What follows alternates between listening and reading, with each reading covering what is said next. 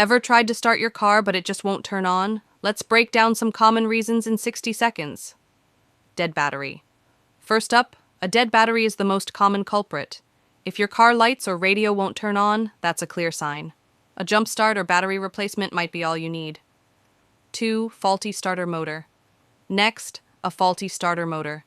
If you hear a clicking sound when you turn the key but the engine doesn't crank, your starter might be the issue. Bad spark plug. Another reason could be bad spark plugs. These are essential for igniting your fuel. If they're worn out or dirty, your engine might not start. 4. Fuel pump failure.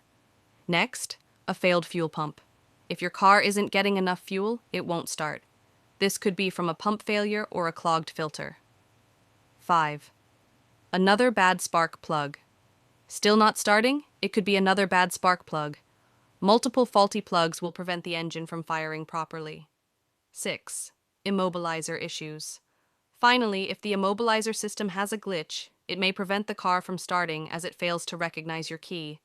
So there you have it, 6 reasons your car might not start. Got questions? Drop them in the comments. Why,